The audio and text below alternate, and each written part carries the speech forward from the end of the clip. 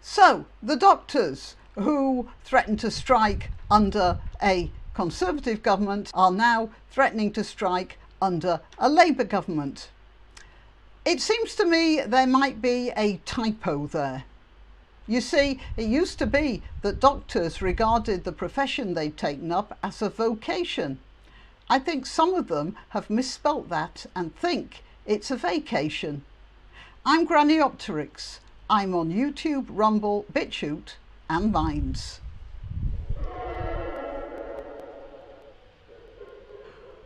Alright, so the strike got averted when the junior doctors graciously agreed to a pay deal with the government that would mean a 22% rise over 2 years. That's quite a hefty rise, and the money isn't going to come from the magic money tree. Of course, it has to be taken from something else. In this case, I hear they're going to stop cold weather payments for some pensioners. Now, the fact is that some pensioners don't need the cold weather payments, at least technically. But the problem is sorting out the wheat from the chaff, isn't it?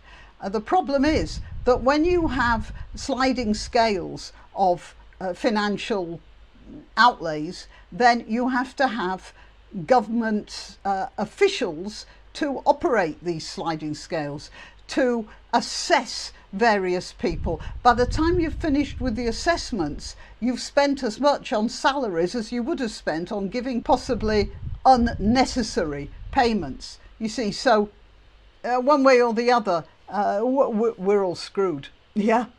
The deal has been agreed between the British Medical Association's Junior Doctors Committee and the Health Secretary. It will now go to a referendum of union members. Oh yeah, I can just see all those union members voting against it. Yeah, on the grounds that the country can't afford it. Yeah, I can just see that. Okay, and if you think...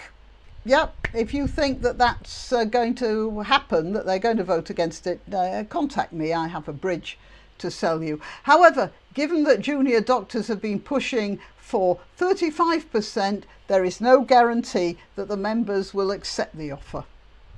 Okay, so they have the Labour government over a barrel, really, because the Labour government cannot be seen to not pay the doctors. The Conservatives at least could not pay the doctors, and then the doctors go on strike and everybody grumbles, but then they say, oh well, it's the Conservative government's fault. But now the Labour Party can't let that happen. Under the terms, the junior doctors in their first year of training would receive a rise worth almost 25% over 2 years. And there's Rachel Reeves trying to square the circle here. Ministers entered the formal negotiations with BMA's Junior Doctors Committee last Tuesday after several weeks of wider discussions, and that's several weeks that would have included discussions with the Conservatives as well. So they're giving an extra 6% for 24-25. So what does that mean? A back payment of some sort?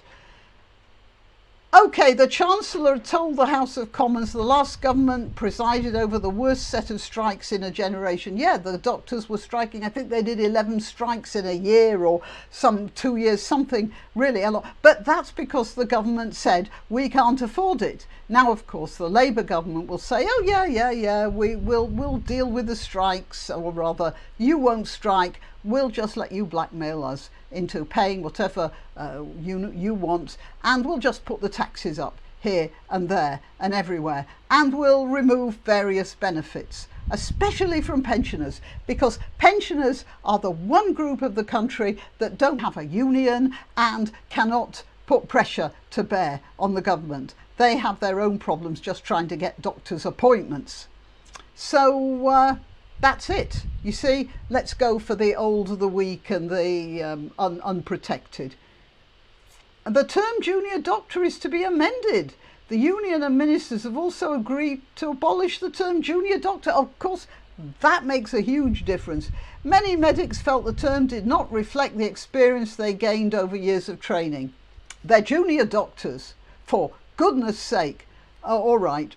I don't know why a doctor should not be very proud to have the term junior doctor applied to him or her. My opinion is that doctors have realised how much power they have gained now, and power always goes to anybody's head, however saintly. This is a fair offer, fair to junior doctors. I thought we weren't supposed to be doing that.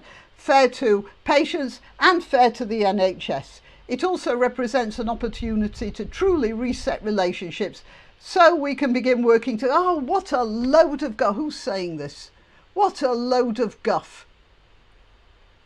Is that, Wes Streeting.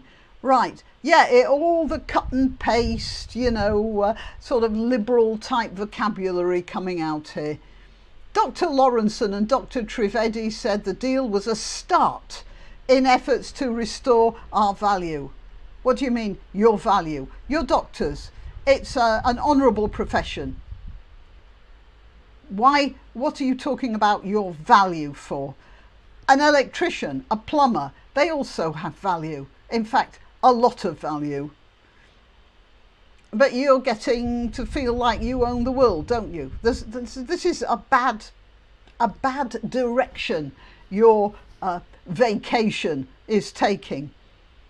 11 strikes in 20 months, that's it. Junior doctors in England have taken part in strikes 11 times in the past 20 months. That's under the Conservatives. Now the Labour Party are giving way to them. And they can do that because they have the majority. And I blame the Conservatives for that, not the Labour Party. They just took advantage of what had been given to them. It was the Conservatives who messed things up big time. Their fault.